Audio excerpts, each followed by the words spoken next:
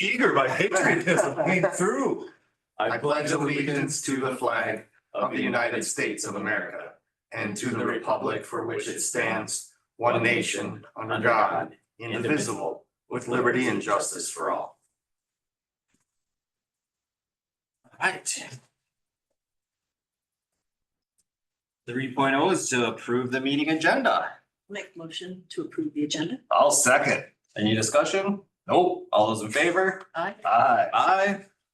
Agenda is approved. 4.0 are acknowledgements and recognitions, which we don't have any for this evening. Although I would like to acknowledge that it's nice to see you all. It's been a while. It's been a while. It feels like it has been, so good to be back here with you. Oh, you were gone in July, huh? Mhm. Yeah. So, Yeah. yeah, so glad to be back. Good to see you. Yeah, Lexi, thanks sure. for coming on your summer break. Appreciate it. 5.0 are recognition of visitors and community comments. Our community comments is an opportunity for the public to address the board on an item included in the agenda in accordance with the guidelines printed at the end of the agenda. And we don't have anybody signed up to speak tonight, but I would just like to recognize our visitors either here or in cyberspace today or in the future. Thanks for joining us for the August 2024 business meeting. Good to have you all like usual. 6.0 are our reports. 6.1 is the principal's report. Mr. Belangi. Good evening, everybody. Hello. All right, so for my report tonight, it's just, here we go, game on. We've got people coming into the building already next week. Our 5 new teachers that are all coming into Sawtooth Mountain Elementary will be here next week for a few days with some onboarding on just general school policies, practices, curriculum development, that type of stuff. So that's happening next week. We also have our kindergarten play date on Wednesday. So that's any incoming family. Those, if they're even if they're not registered yet, they can still come and meet families. That's happening at Wednesday at 3:15. Sports are going on right now. So we've got kids in the building. Student schedules were made live today in campus, so students can log on and check out their schedules. And then just kind of a big, huge thank you with all of the new teachers coming in, reassignments, movement. There was a ton of work happening to get everything ready, and we're almost there, and we will be there by Wednesday when those new teachers come in. And then, of course, for our back to school workshop week with everybody the following week on August 26th, getting ready for that first day of school on Tuesday, September 3rd. And then just another reminder to the community about our open house night on August 28th of workshop week, where families can come in, meet their teachers, last minute paperwork stuff, get all that done and ready to go. Did we do the feedback where a few of us said that we shouldn't have that bottleneck when you walk in, that overwhelming bottleneck of orientation? I feel like last year we mitigated that last year, and we were able to, I know that was feedback for the last year's open house. And I feel like we did change some things where. Oh, okay. In the cafeteria. I don't remember that. Did I not go to orientation? May not have, yeah, we moved everything into the cafeteria. Oh, cool. Yeah. Sounds great. Oh, I vaguely remember Yeah. that. All right, well, cool. Great. I had a quick question about the kindergarten enrollment. Do you have like a up-to-date snapshot of what that's looking like? So we're currently at 15 enrolled in kindergarten. So that's why we did combine that then into one section. And it's not a surprise to us. I know that the last year, the census report has even said just the registered number of kiddos is pretty low this coming year. It's a low bubble. 3 years in a row, it'll be low, Yeah. according to our demographic study. So we're at 15 right now. Do we know And- out of how many kids? I, off the top of my head, I don't have that number. How many Portage kids? I don't know off the top of my head. I do know though that in especially our upper elementary grades, we've been having kids transferring in, which is increasing those sizes, pushing 30 now, which is why we decided to split 3rd, 4th, and 5th grade into 2 sections. They were all one section last year. So Awesome. Is it too early? Is it like spoiler alert if we ask who the kindergarten teacher is gonna be? no, Miss Hood, Miss Otto. Yeah. Okay, Yeah, Emily Roy is going to fourth. Emily will be in fourth grade. We're in charge here. We could ask this question. Well, I know, but you know, it's like. So I just posted all the class Jumping at the rosters on the Eagle Doors, so Oh, they're public and live now, so They are. yeah, we can share, so. okay, good. Autumn will be in kindergarten. He hasn't been here for a while. Apparently. Emily, who was in kindergarten, will be in fourth grade. TJ, who was in fifth grade, is moving to fourth grade. Okay. And then our third grade sections will be taught by Chandler Litterst, who comes to us from the charter school. And then Amanda Barris, who was here previously. And then in fifth grade, Mindy Jacobson will be teaching one of the sections, and she's a veteran teacher, most recently in Alaska. They've been here before. And then we were able to hire a brand new teacher right out of college, Ella Arvidsson from Gustavus. So she is coming up here. She'll be up here next week. She's the niece of Tom Leslie. Yes, niece to Tom Leslie. Yep. Okay. And they all have places to live, which is, That's beautiful. and then we also have Margaret Newton coming into the elementary to teach Ojibwe language pre-K 5. She's joining us. Five. She's joining us for the new teacher stuff. Yep, yep. Perfect. And how about the preschool enrollment? Do you have a sense for that? We're max, we're at capacity. Well, I think we're at 38, capacity is 40. Lacey be able to tell you there's a number of families who are committing but haven't signed yet. And so from my understanding, we're full. And that's between the 3s and the 4s. Threes and the 4s, yeah. Heavier with the 4s, so that's why this year we're combining 3s and 4s in both sections. Last year we had a separate 3, a separate 4. But I think 2/3 of them are 4-year-olds. And then a third is 3, so it didn't make sense to split them by. Recent enrollments came in due to the closing of a childcare. Yep. Sure. I think that in Sig's preschool class, he was in the 4-year-old preschool. I think there were 18 of them, if I recall. In his preschool class, just in terms of like I think the rule is 20 is 20 numbers rolling into kindergarten. and that takes 2 adults to run 20, so a teacher and a para. Yeah, sure. That's a lot of little. We got a lot of little ones. So the demographics come back after, it's kind of a low point for kindergarten this year and then they kind of tick up. If you remember back when we did our projections and we had that report, they projected that this year, next year, and the year after, 3 years in a row, there were low birth rates in Cook County 5 years prior. So that the number of kindergartens in the county are smaller, just overall. So we should, all 4 schools should see the ramifications of that. Huh? Interesting. And it's a calculation based upon keeping the capture rate kind of consistent, right? So if our capture rate stays the same, we should have about 16, 17, 18 kindergartners for the next 3 years. But that's a projection, right? You never know what changes with housing and move-ins. Yeah, I mean, with all the new housing coming in, there could be more families coming in. Yeah. For sure. But capture rate, you mean the kids that are of that pre-K age existing and whether they go to Oshie or Correct. Birch Grove or okay. Correct. That's not counting like a demo, just a county. Yeah, that's why I was saying, what's the total? Could be even demographic? more, Could yeah. be more, yeah. Or it could be more based on where they end up Right. going. I mean, there's 100 new units of housing going in the Grand Marais area in the next year and a half. Are So those family or is that for all J1? kinds of stuff. There's houses going in, there's Apartments. apartments, couple Oh. bedroom apartments, whatever. Cool. Yeah. It's gonna change it. Probably it's at this point, it's too. Buckle up, Principal There Longy. you go. All right. Well, thank you so much and good luck on the kickoff to the school year. Thank you. Yeah. He was in a NOCA before. He can handle these. He's offered a dream. All right, 6.2 is the superintendent's report. Mr. Lindholm. Thank you, Mr. Chair. Just a couple of things that Josh did not touch on in the thank yous for the shuffling. I want to specifically call out, thank you to Tom and the building and grounds crew. They've been moving stuff in the storage, out of storage, all room to room for the last, well, all summer. But you might notice the hallways are also freshly painted, a lot of them, and classrooms are painted. So that crew has been working really hard this summer to get our building ready to roll. Also a report that we've had contractors in the shop, the tech ed room this past week.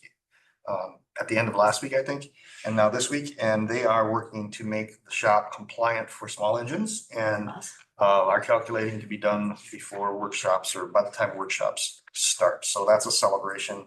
Thanks to DSGW for helping us line that up and get it greased and underway. Two other things to mention, at least for the public. I do think that it is time for the community and us to have a conversation about the possibility of whether or not Cook County Schools wants to adopt a 4-day student week in the coming years. It's a really hot topic right now across Minnesota because the state is now accepting applications. They hadn't been for the prior 10 years. So now that the opportunity is there, there is a lot of conversation in the Arrowhead about how unique to how far to the Arrowhead and the distance we all travel for sports and appointments and the like. If we all aligned on a 4-day week schedule and could stack football, basketball games, travel games as much as possible on that day off and family appointments, if we could actually improve student attendance and staff attendance. So there's a lot of chatter, and I think it's something that will require a lot of community Who's input. chattering? The school You district. guys? Yes, we're talking about, Administrators? yep. Okay. And places like Carlton have adopted it as a strategy to recruit students and staff So Carlton has a 4-day this coming year, yep. school week. Okay. Yep. Lake County has had it for years and years and very much likes it. So it's not my decision, it's a we community decision. And I think a process for people to weigh in on that will need to be rolled out in the fall at some point so that we can be making our decision in time to apply and then make a board decision. I mean, I like the aspect of school attendance improving.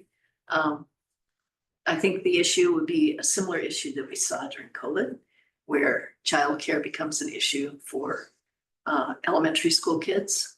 So we would probably need to have, I would think, as part of the solution, something with that.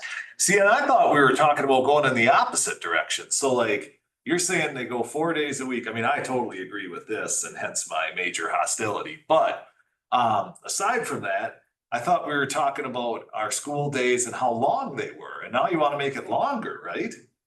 So I'm not entertaining a conversation right now.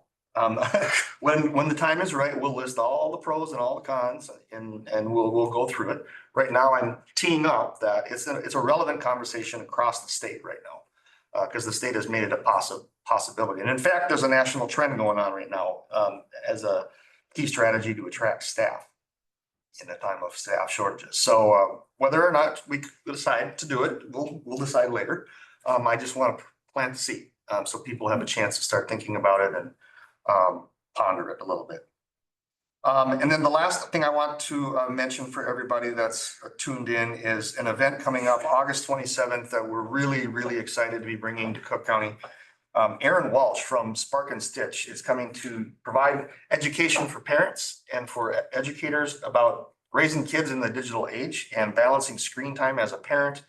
And what's the brain science behind that and how does it affect brain development in children? Aaron's father, Dr. David Walsh, has written numerous books I've heard Dr. David Walsh speak. He's phenomenal. She's great. She's coming on August 27th. There'll be a community meal at 5:30 p.m. in our cafeteria, then a 6 o'clock presentation in the auditorium. Prior to that, there'll be a 1 o'clock presentation in our auditorium for all educators in Cook County from all 4 schools. Welcome, invited to come hear her presentation from 1 to 2:30 or so. And for the 5:30 and dinner and the 6 o'clock presentation, the YMCA is partnering with us in providing childcare and a childcare option for parents that want that. So it's a partnership with No screens, it said childcare, right? Oh. Every kid will be given an iPad. Yeah, right, yeah, no. It's a partnership with Cook County Higher Ed and with Cook County Public Health. It's being funded through a public health grant.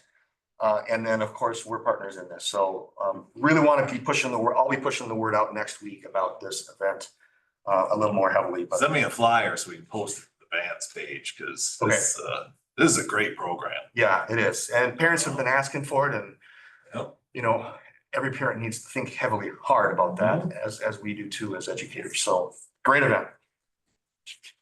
Great. And that's it. All right. Any other questions or comments? All righty. 7.0 is, well, and also thank you to you and good luck with the rollout of the school year. Yeah, As thanks. well. Thanks, yeah. All right, consent agenda.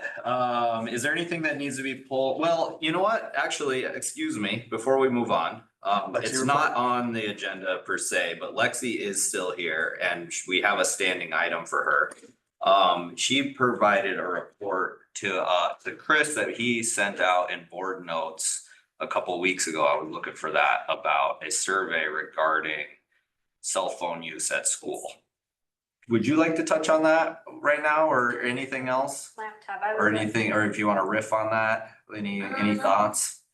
I put it together like the last week of school. I don't remember the exact day, but and I don't know. I read through them like as soon as I kind of got them, and since then I haven't looked at it. So, Mr. Lindholm, if you wanna. Yeah, I'm trying to find it really fast here. Is there a date that came out? That's what I'm looking for. I got the August 2nd up, is that? Oh, it might have been the June one. Huh? It was, I read through the input and the input was very mixed. Yeah. I didn't see like a trend to pull out. I think the respondents were all high school, right? Yes, I believe I sent it to like the incoming ninth graders. Yeah. Not to any of the seniors that graduated. A lot of students obviously want to have their phone Yeah. accessible. It's not a shock. So, there were some good comments in there about, students can put them away and not have them out in class, be respectful of the teacher's policy and. Is there a persistent kind of issue with cell phone, like teachers are having issues with people on their phones in class or? It wasn't a specific behavior issue that was at a high level last year. I don't know, I think the conversation is more around just like what research and society is realizing about screens and tech kind of to. Oh, it's kind of, yeah, a screen issue, gotcha. And then MSBA or the legislature Yeah. passed a law in the last session requiring districts to have a policy. Oh, that's right. So technically we do, it's in our technology policy, it's in our handbooks. But to Lexi's survey, I mean, we have the obligation of figuring out where are we gonna draw the line in this end. And there's a lot of districts right now that are saying at least through 8th grade, put it away for the day. Right, if you walk into our lunchroom, there'll be middle school kids in there looking at videos on their phones. A lot of people say that's not healthy, put them away, let's talk to each other, especially at the middle level age. High school, what I've heard from my colleagues is that's a little harder because high school kids often have a job or they're responsible for a sibling or whatever. And so how to balance the put it away or put it in your locker, but yes, you can check it at lunchtime and yes, you can look for a message from work. there's kind of that line between it being sort of this sort of tool that you have integrated into your life, Day-to-day that you life. sort of like. Keep track of your depend on, right? homework. Like mine's sitting in here, like I get that, Yeah. but it's the like, are you just using for entertainment Right. or like, gossip or whatever, where it starts to become like an issue. I did find it was in your 726 notes. I did a couple of like informal inquiries on this. I traveled to Costa Rica with with a contingent of high school kids, so we had a lot of time to chat. And this was one of the questions that I asked some of the students about. And it was kind of mixed. Some of them, a couple of them were pretty frank. They were like, I see no use for them, just put them away, like no problem. And then there was mixed, but I think that one of the prevailing themes that came out was like a desire for like a consistent sort of standard, right? And they were like, the rule doesn't get applied consistently, maybe in different, like some teachers are more like don't care, some teachers have a really hard line. Right. And it's like that's where some of the challenge they were saying came out. And it's like, how do you find that place that makes sense that you can sort of universally apply, which That's fair. is kind of the challenge. So for what it's worth, some of the feedback I heard. But we have a policy, so we can do nothing. technically. Yeah. And what's the policy? Well, it's in the handbook. Policy is, in the elementary school, they're away all day. They're not to be out at all. And then in the middle and high school, during class, they're supposed to be away, unless they're being used for an educational reason that the teacher is giving permission for. And then if they're during passing time or during lunchtime, they're able to have the Current practice, yeah. current practice. Yep. That sounds reasonable. Yeah, I think it's reasonable. So thank you for that, Lexi. Yeah, of course. Any other, aside from putting you on the spot about that, is there anything else that you are feeling compelled to talk about? Not really. Okay, going in, you're going into your senior year. A year. Yeah, I'm graduating a semester early as well. Are you? Yes. Mm. Wow. Cool. Congrats. Be done Are you gonna very soon. go to college right away or? No, I'm going on a Knowles trip, which is like an outdoor leadership program, and it's 80 days in the Rockies. Nice. It'll be awesome. I'm excited. Plus the need to heal your leg. Yes, I need to get this better first, but we'll see how it goes. Yeah, cool. Good for you. Cool. Well, we'll look forward to your updates over the next few months. It'll go by quick, that's for sure. Yeah. Great. Well, thanks. And feel free, please stick around if you would like for the duration of this meeting. Yeah. Okay. So now we'll move on to 7.0, which is our consent agenda. Is there anything that needs to be pulled for further discussion? If not, we just need a motion to approve it. Motion. Second. Okay, all those in favor? Aye. Aye. Those opposed, motion carries. All right, 8.0 are discussion and action items. 8.1 is to accept the July 2024 expenditure and revenue report in our packet. Ms. Oberg is with us this evening. Is there anything you would like to highlight for us from the hot seat? The only thing that I would draw your attention to is the fact that it's currently not closed out for the fiscal year, so it is, the numbers that are reported are year-to-date plus July. And that happens every year because things are still happening that have to go into the last fiscal year, so it looks a little bit, funny per se. So as I do audit and year-end things, the numbers will adjust slightly. It's mostly like a bill came in that was for June, and so I still have to pay it. And last year, there's a few things like that happen. And so then once I can close all those things out, I can shut it down and then I'll have year-end numbers. But as I peek at year-end numbers for last year, they look decent. It looks like we landed where we thought we would land and maybe to the better a little bit. That's what I'm hopeful for. Currently, that's what I'm seeing, but like I said, I haven't finished doing all final year-end bills because I just looked and I saw some more for 23, 24. So gotta love it. Okay. So that's all I have for as far as explanation of my fiscal report. Great. Any questions? No, I just point out that we budgeted for a slight loss, a slight decrease, and so to come out even or better would be phenomenal. Yeah. And some of that has to do with catch-up payments and, last bits of ESSER funds, and things like that. So There's not any more revenue that's gonna be recorded for this year, is that right? Or is it how? there's Potential more expenses. But there shouldn't be any more revenue. And some of that has now been, remember I said last month that it would be moving buckets. Yeah. So the buckets, it did move, the buckets moved. So before it was general fund, $10,000. Now we've moved, some of those funds to transportation and some of those funds to debt service.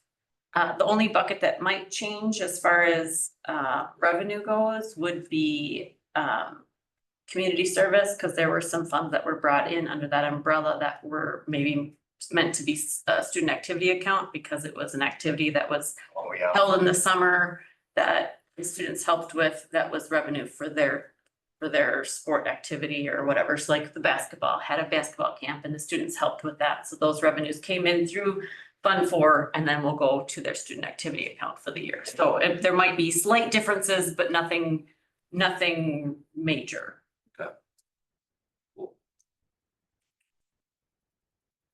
All right, great. Well, we just need a motion then. I'll make the motion. I'll second. All right, further discussion? All those in favor? Aye. Aye. Those opposed? Motion carries. Right, 8.2 is to approve the para contract, which is the Teamsters Paraprofessional 2024 through 2026 contract. And let's see, we've got a red line. Mr. Lindholm, if you want to take us through this real quick. Just a quick summary on that. First of all, thank you to Rena. She helped negotiate, and Teresa, of course, both Teamster contracts. So thank you for that. Para contract increases wages for this coming year 4%, and in year 2, 2%. So 4 and 2. 403B match of $1,000 for all of them. That was a big jump and a change for them. There was kind of a stair-stepped benefit. Increased health insurance to match teachers at $7,100 and $18,250. Accelerated longevity, you know, how quickly they get it. And then the incentive to get certified to drive a bus, we doubled from 50 cents an hour to $1 an hour, hoping that some of them will take the bait and get licensed to drive a bus when needed. And then we actually did quite a bit of language cleanup in this contract with PTO accrual, school closures, paid catastrophic leave, and then some notes that were from years and years ago, and they're appendix in that contract. So it was a wonderful 2-meeting round. It was great. It was very congenial. I thought that good discussions, general agreement on those things.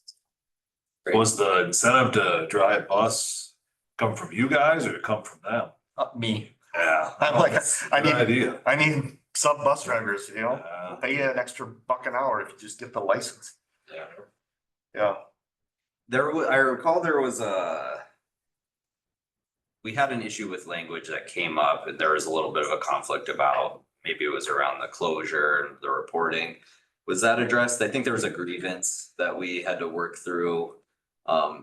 It was like whether or not you had to report to work if the Yes, school. that I was some- thought I had noticed, we- maybe that was addressed. It in here. was, that actually got captured in an MOU like a year ago. Okay, And so we just put that MOU language into the contract. So it's there for good now. okay. Yep, that got cleaned up.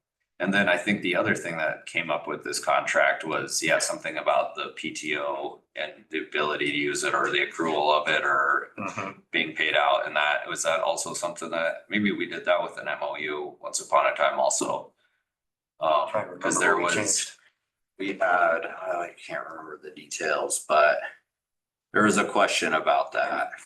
There is some separation PTO payout. Yeah, It's not all. uh-huh, We clarified it in Clarified hours. In hours. yeah, Yeah, like, Because the workers work so many different hours within the contracts, right.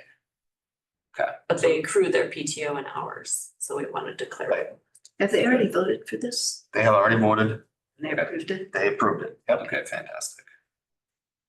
Okay, great. Cool. Thanks for doing that. Yeah, you can see in the red line on page 7, that PTO change, if you're curious about that. It was tied to being able to cash in a certain number of them for compensation at around winter break and around spring break when they lose a week of compensation. So that language got tightened up. And you're correct, I believe that was in an MOU at some point. Good memory, Dan. Yeah, you have a really good memory. Well, sure, for certain things, but other things.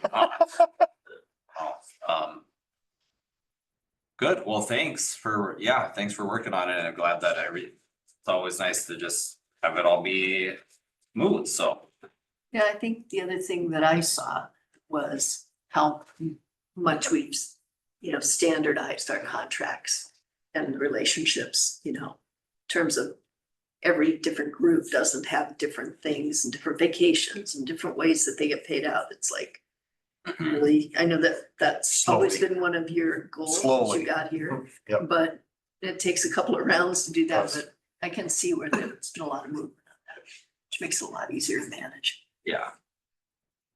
Nice. I make a motion to approve the para contract. Second. Any further discussion? All those in favor? Aye. Aye. Those opposed? Motion carries. Okay, 8.3 and yep, to approve the Teamsters bus drivers, cooks, maintenance and admin assistant 24 to 26 contract. So in this contract, wages are increased 4% in year one this year, 3% in year two. They added a third step for all of the positions. So it used to be one rate of pay, then it was two steps, and now they've added a third step for all of the spots.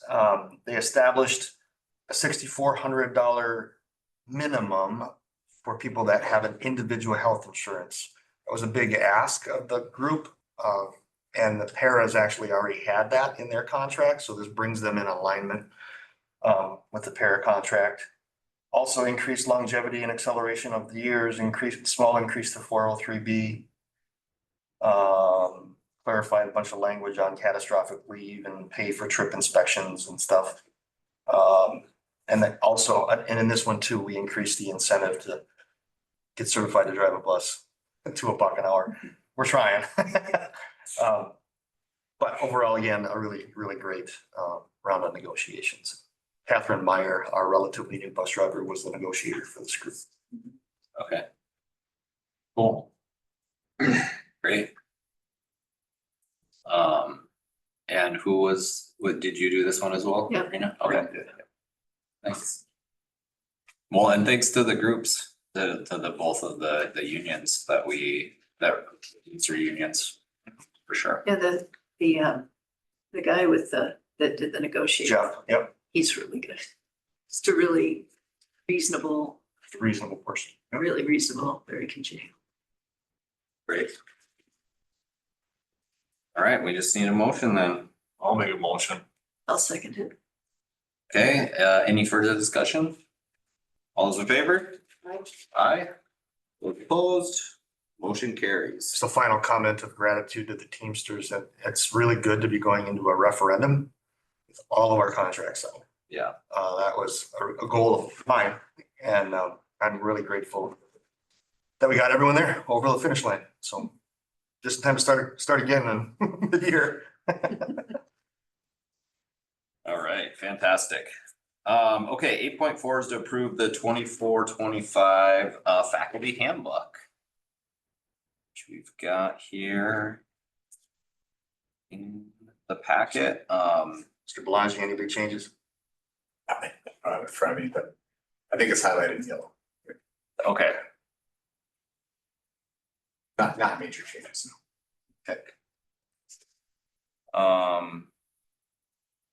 could you talk a little bit about and perhaps this applies to all the handbooks, like what your process kind of looks like when going through these and updating them?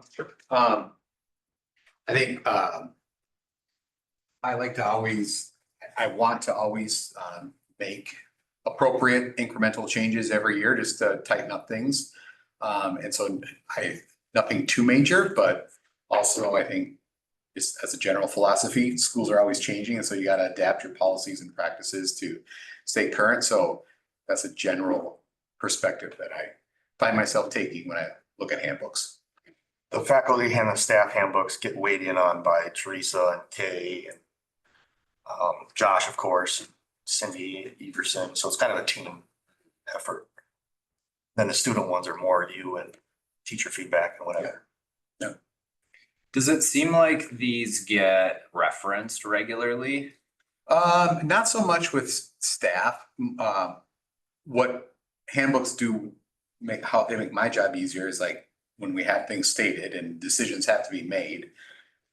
I get to reference handbooks and policies as to why the decision was made, right? And then it's less of a personal thing and it's more of a, these are the rules and, Totally. Good. Do you, whenever you're, handing these out and updating them, is there some sort of like process that you do in terms of like, is it just like hand it out or do you like, is there a part of like a workshop or something, or you like talk about it a little bit or point things out? So at workshop, what we'll do is we'll highlight the changes with staff and faculty. And so our students they have a week to review it and then turn it in, submitting it, saying that they understand and agree. But yeah, other than that, there's not not too much For time. new employees, is there kind of going over the handbook or? Yes, so last year we did not do that with new employees, but this year, one of our agenda items is like school policies and practices for staff, so we'll be touching on those things. Next week. Next week, yep. Cool. It's harder when you're hiring on the fly in the middle of the year. Yeah. Mhm. Yeah. But every year it's kind of a rolling protocol in August when we come back. Cool. Sounds good. I'll make a motion. I'll second it. Any further discussion? Oh, All those in favor? Aye. Aye. Those opposed? Motion carries. All right, 8.5 is the 24-25 employee handbook. Also in the packet. Same year. Yep. So same deal with. Looked like there were very many changes in that one.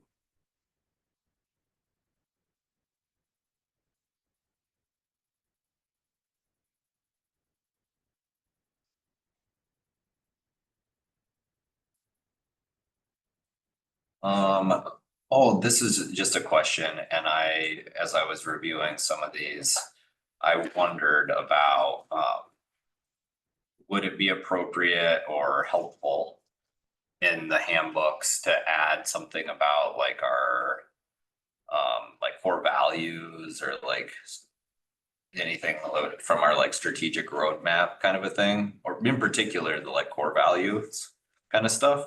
We could. I think it just comes down to what's your best return on investment of time and energy. Yeah. So we actually have planning our professional development week to spend some time on that Thursday, I think, Monday and Thursday, actually, Monday strategic roadmap and the Thursday specifically our core values Yeah. and diving into that. And so, what's the better return?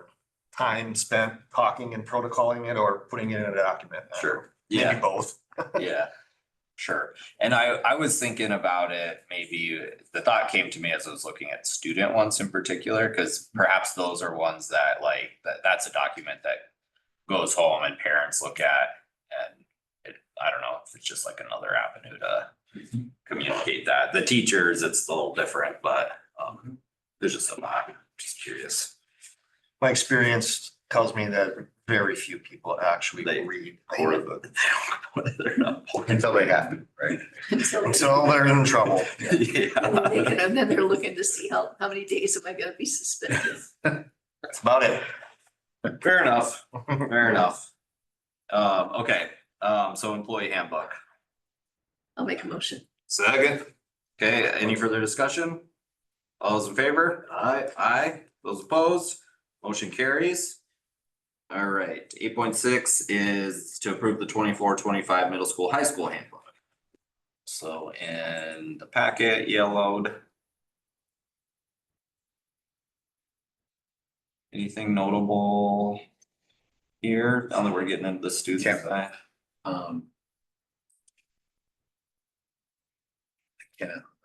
I don't think there's anything too major.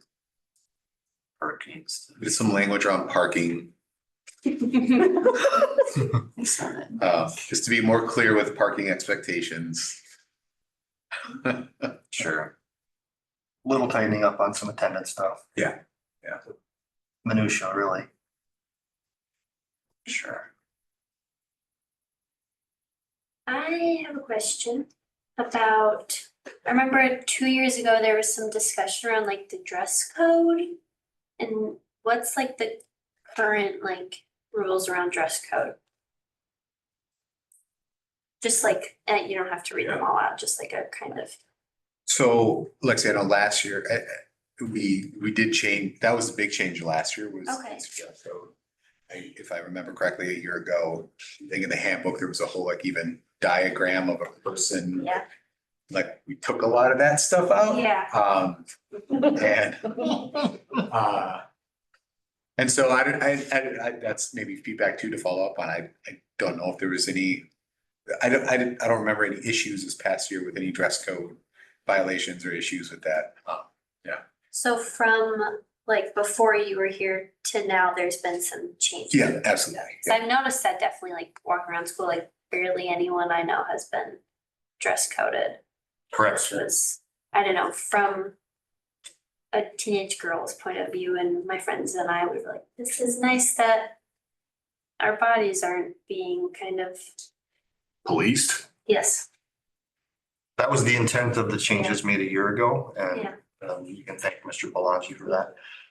We also last year made some significant changes and additions about restrooms and locker rooms, and we put those in writing in our handbook, which it hadn't been prior. So now it's crystal clear what our stance is on that, but that's been there for the whole year, and it's not new this year. awesome. I have a random question about the dress code. I know a student, I won't say his name, but he bought a Modelo shirt and I said to this random student, hey, dumbass, you can't wear that to school. It's got beer. Is that true? That's true. Oh, yeah. I have had the flag. I've had I don't know who the, you're talking about. yeah, I had to flag plenty of students and plenty of staff with Voyager. Yeah, that's tricky. Because they Oh, just, yeah. like, they work there and they don't even think about it. No. I'm like, no, you can't advertise beer in school. You just, That one, probably a little more passable than just buying a Yeah. Modelo shirt. I mean, and we usually, we're reasonable. We're like, don't wear that again. Yeah. It's not something that I know anybody is like out there, like trying to catch people. Yeah. If it's an issue, then If I see your beer shirt, I say, don't wear it again. Yeah. Thank you. So I just had a quick question, this regarding off-campus lunch. So 11th and 12th graders can go off campus. correct.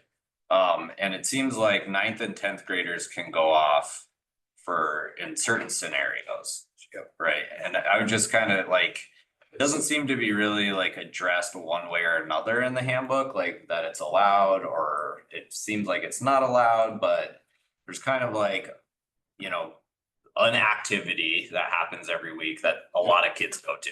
Yeah. And like, how do we sort of like square that with sort of like the idea that we're 9th and 10th aren't really eligible?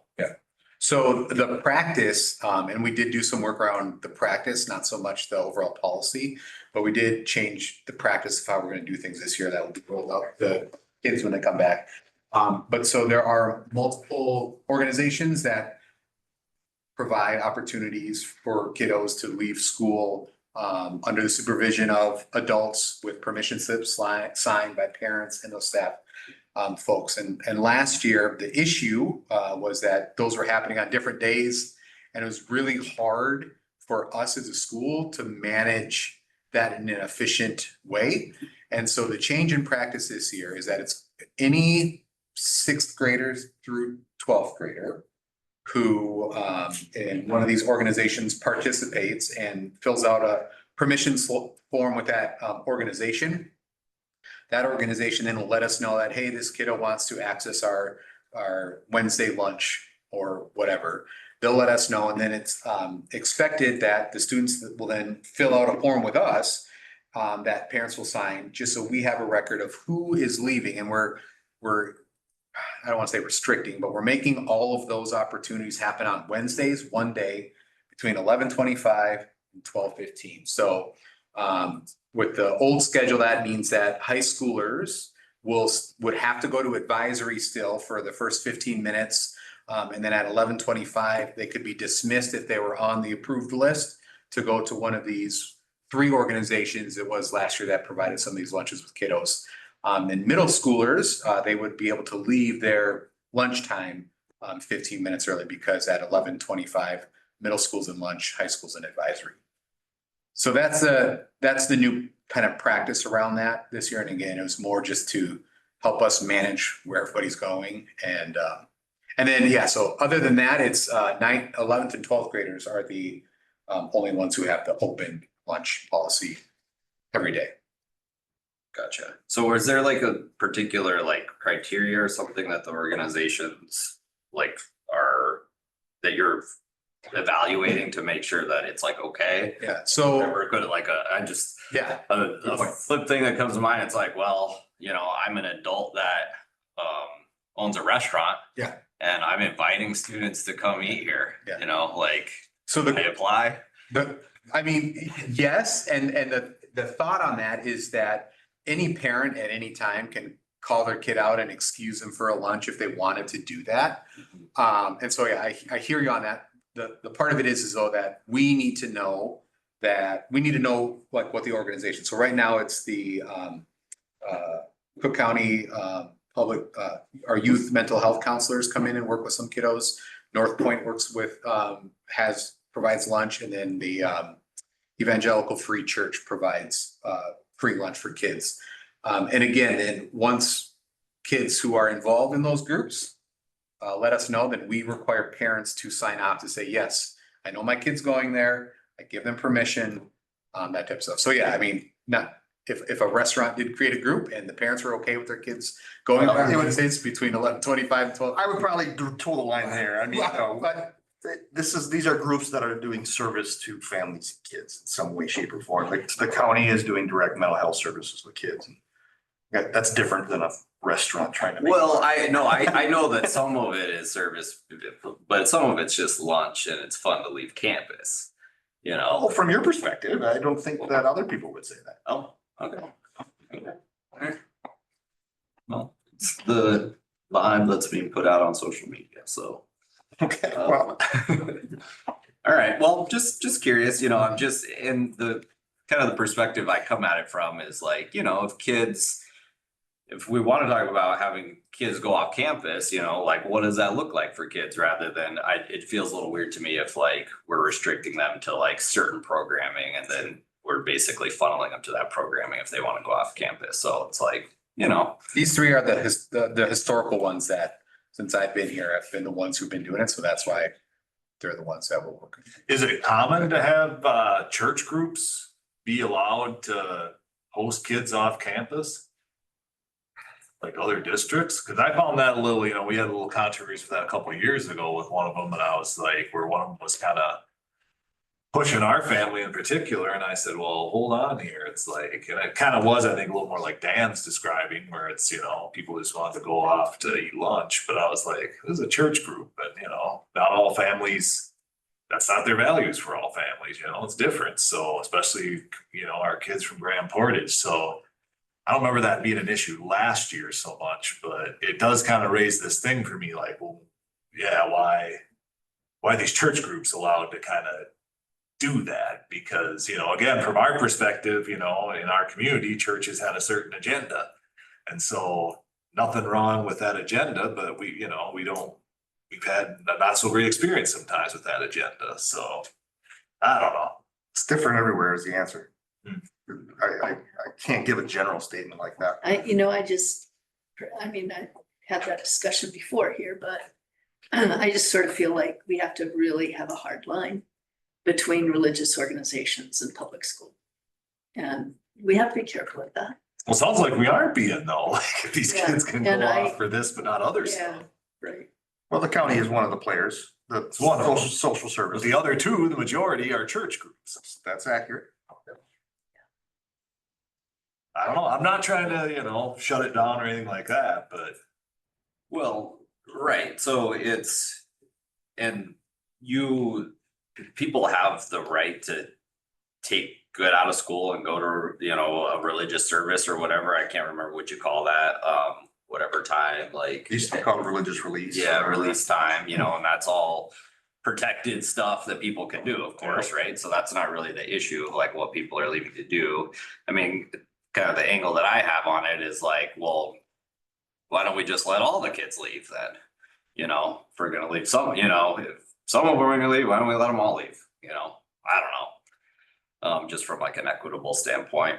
But that's a simplistic way to look at it. I understand that. It's a more complicated issue than that, but you know, I think as a board, some things to think about is, most districts, the vast majority don't have open lunch because of liability. We lose control of students when they go out the door, and from a board's perspective, that's an important variable to weigh. And there's definitely a maturation difference between a ninth grader, junior and a senior. And so our ninth and 10th graders must be under the supervision of adults with permission forms.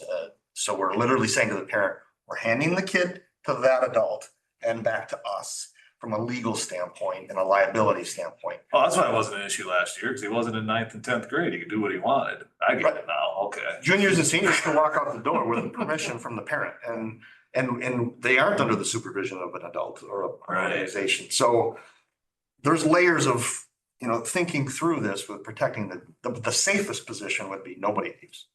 Sure, for sure. Which we've had that be the rule here in not the too distant history. And then it was like COVID and bam. we were kind of all across the line of the pendulum. Or kind of in a more medium spot now, but. Okay. I don't know. Okay, well, it's food for thought, and thank you for talking about that and kind of paying attention to it, so. All right, any other comments or questions? If not, then Where were we? Middle school, high school? middle school, high school. We I'll need make to- a motion. Okay. Second. Okay, any further discussion? All those in favor? Aye. Aye. Those opposed? Motion carries. 8.7 is to approve the 24-25 Sawtooth Elementary handbook. Presented here. I think that was pretty much just dates. Yeah, I was gonna say, I didn't really see any. Yeah. Yellow. So I'll make a motion. Approve it. I'll second. Okay, any discussion? All those in favor? Aye. Aye. Those opposed? Motion carries. 8.8 is to approve the 24-25 preschool handbook. Did we have one of those before? Yeah. I don't really remember. Next is the 24-25 in utero handbook. And is this a separate handbook because it's like considered community ed programming? I It shall not leave the I think uterus. so. Yeah. And even more hands-on from the parents, special considerations. Right, and their calendar's a little different and all kinds of stuff. Sure. Okay. If there aren't any questions, we just need a motion on this one too. I'll make a motion. I'll second it. Okay, any further discussion? All in favor? Aye. Aye. Those opposed, motion carries. Thank you for all your work on all of those handbooks. We appreciate it. All right, 9.0 is personnel. 9.1 is to approve the new hires, resignations, and leave of absence slate. Mr. Chair, I'll explain one quick thing in here. The leave of absence for Amanda Beal is actually being addressed by like 3 different English teachers. And she'll be gone for 3 quarters. So this brings back Sue Nelson, a retired teacher. Katie Bellagio will pick up a couple of classes here and there, and then another English teacher will pick up another. And one of our special ed teachers is already covering some of that. So it's kind of a smorgasbord of people covering that leave of absence. Okay, The math one is straightforward. And that's also for a leave of absence. And the others are just straightforward hires. so in the case of the English, we're gonna start off the year with Amanda, Amanda. first quarter. Gotcha. Yep, and then Okay. she leaves second quarter and or whenever she has her baby. Sure. Is this like Chris O'Brien that's like, is this the Chris O'Brien that's? No, not that. Not that one. No, Okay. It's like, a younger one. okay. All right. I It know was on the that- HRA and all that stuff. I was just kind of like, really? Okay. Retired engineers. That's a Yeah. partner of one of our bus drivers, actually. Gotcha. Okay, well, great, yeah, I think somebody made a point before, it's nice to have more hires than resignations Yeah. on the list, so. Well, we need to say thank you to Bill Hackett. He's been driving for ever. First bus was a dog sled. No. He's been doing that portage run for who knows how long. I'm gonna miss his voice on the radio. I know, I always, Good morning to everyone on the highway. yeah, it was the morning cheer on the radio. So thank you, Bill, for your many, many, many years of driving our kiddos to and from Portage. Yeah, and is the new hire is or Ramiro, are they gonna do the same route? I'm not or do we sure. not know? I honestly don't know. We'll Yeah. just get shuffled around so much. I think so. All right. Cool, well, we just need a motion on this one then. I'll make a motion. I'll second it. Any further discussion? All those in favor? Aye. Aye. Those opposed, motion carries. All right. 10.0 is to adjourn into closed session. And I don't have the statute written down, but we're adjourning into closed session for the statute that says that we can do that to evaluate the superintendent's performance, so. We're gonna adjourn here at 6 p.m. You want a motion for that? Yeah, I suppose we need I'll to Make make a motion. Oh, okay, you can second it. second. All right, all those in favor? Aye. Aye. Okay, so we're adjourning into closed session at 6 p.m. And we will stop the recording. We will.